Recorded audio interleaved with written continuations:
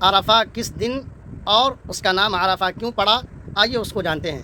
واضح رہے کہ 9 ذی الحجہ کو عرفہ کا دن کہلاتا ہے۔ فقہاء کرام نے اس کی 3 وجوہات بیان کی ہیں۔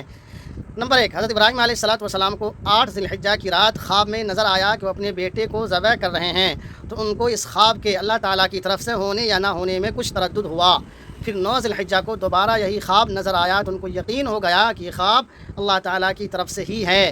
چونکہ حضرت ابراہیم علیہ السلام کو یہ معرفت اور یقین 9 ذی الحجہ کو حاصل ہوا تھا، اسی وجہ سے 9 ذی الحجہ کو یوم عرفہ کہتے ہیں۔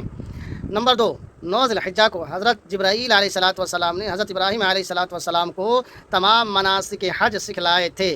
مناسک حج کی معرفت کی مناسبت سے 9 ذی الحجہ کو یوم عرفہ کہتے ہیں۔ نمبر 3، 9 ذی الحجہ کو حج کرنے والے حضرات چونکہ میدان عرفات میں وقوف کے لیے جاتے ہیں، تو اس مناسبت سے 9 ذی الحجہ کو یوم عرفہ بھی کہتے ہیں۔ مذکورہ اقوال سے معلوم ہوا کہ تسمیہ کے اعتبار سے یوم عرفہ کو صرف وقوف عرفہ کے ساتھ خاص کرنا درست نہیں ہے، بلکہ یہ مختلف وجوہات کی بنا پر 9 ذی الحجہ کا دوسرا نام ہے۔ لہٰذا یہ دن ہر ملک میں اپنی تاریخ کے اعتبار سے ہوگا، یعنی دیگر ممالک میں جس دن 9 ذی الحجہ ہوگی وہی دن یوم عرفہ کا دن کہلائے گا، اور ہر ملک میں چاند کی تاریخ کے اعتبار سے عرفہ کا روزہ رکھا جائے گا، خواہ اس دن سعودی عرب میں یوم عرفہ نہ بھی ہو۔